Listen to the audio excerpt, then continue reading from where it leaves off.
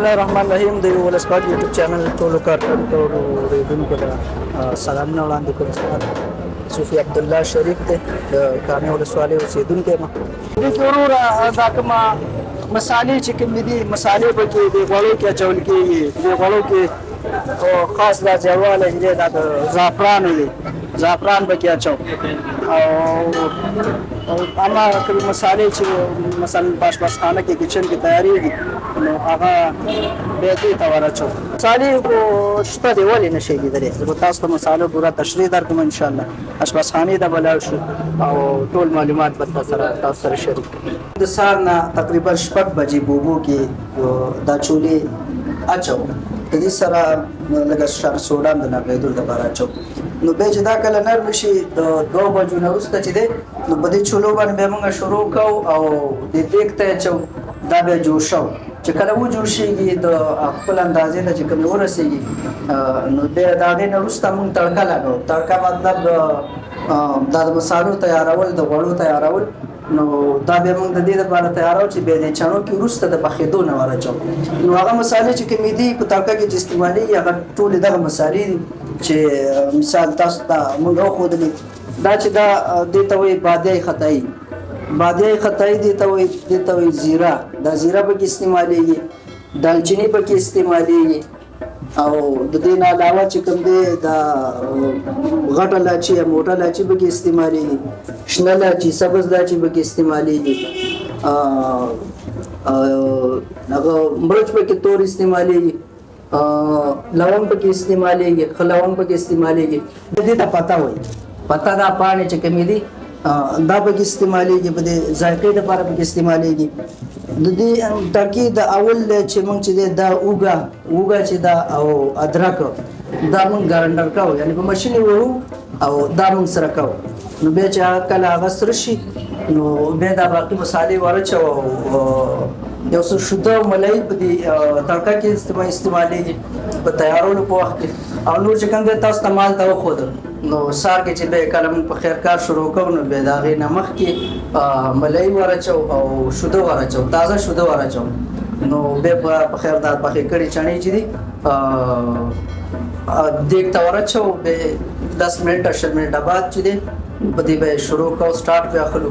د دې خو وروره ټوټل ټایم چې دی 40 غنټو کې دا چڼې تیارېږي. 40 غنټو کې 6 بجې دا ما ورچولې دي. نو کله چې زه د دیګ نه دا چولې وباسم نو د هغې سره سم دا کار شروع کېږي. دا چې پس دې 2 بجو نه وروسته چې دی دا بیا موږ دیګ ته اچو او په دې باندې کار شروع کېږي. 12 ساعته دا په اوبو کې پرتې او 12 ساعته په دیګ کې پرتې. نو 40 غنټې کې دې تیارېږي. د دې نه غیر دا چې په دیګ کې پرتې نو بیا ورته دا موږ تړکه تیارو، هغه بېله تیارو، دا بېله تیارو. بیا دا دواړه سره یو ځای کوو، مکس کوو. د شپې 12 بجې 1 بجه نو د هغې نه وروسته بیا دا اور ورپسې کوو، سهاره پورې دا تیارېږي. دا مساله خو چې دی دلته اکثره نه پیدا کېږي. دا مساله چې موږ کومه راوړې ده دا موږ د پاکستان نه، د لاهور پنجاب نه دا موږ رابلټي کړې ده.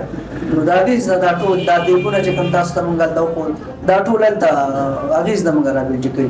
ځکه دا زیات شی نه دلته نه پیدا کېږي، ډېر زیات مشکل دی. او د لومړي ځل لپاره موږ دا کوالټي چې کومه ده دا موږ د پاکستان نه، د لاهور نه راوړه دلته.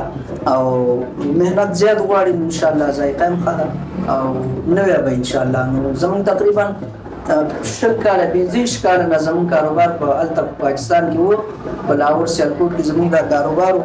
نو اوس هم دا هغه په فیصله وکړه چې راشو خپل وطن ته، د خپل وطن د هېوادوالو لپاره یو خدمت هم وکړو، په خپل وطن کې سره خوشحاله زندګي تېره کړو. نو دغه د دې د پخلي طریقه چې دلته تاسو ته موږ درس درښودل، دا مسالې درښودلې، درس تاسو ته درښودل. غونډ پاکستان کې په غونډ پنجاب ایالات کې دا غونډ 3 کسانو ته یاد و چې د 3 څخه یو زه وم. د هغه 3 څخه مې زما یو ماما و، د یو سړي ته هغه دا چولې دا چڼې یادې وې. هغه په 16 لکه روپۍ باندې بیا دا طریقه زده کړې وه. نو بیا هغه زموږ ماما و، زما یو څه مجبوریتونه او کمزورتیا هم لرل. نو دې ته مجبوره کړه چې دا چولې موږ ته وښیي. نو دا دلته خو څه کې چې په غونډ پاکستان کې دا 3 خلکو ته یاد دي. نو دا نورې نشته انشاءالله. دا ذایقه، دا خوند او دا مزه د نورو چڼو به نه وي. او یو خاصه کوالټي دی او خاصه مزه او ذایقه ده ماما خو په پیسو باندې پیسې مې ورته ورکړې خو خبره داسې ده چې د پیسو نه مجبوره نه وم زما نه مجبوره وم زما نه په دې مجبوره وم چې زما ماما او زه یې خورایم نو په دې طریقې سره دا مجبوریت زموږ دونه چې دا چولې کې ما زده کړل ما دا چلو انشاءالله ولې نه شاګردان به روزو او څه چې زموږ د وسې کېږي هغه به انشاءالله ټولو خلکو ته خیر انشاءالله او کوشش کوو چې دا ذایقه زیاته شي او نورو ولایتونو ته نورو ښارونو ته انتقال کړی شي خیر اوس ستاسو نه هم چې راغلئ موږ سره مرکه وکړو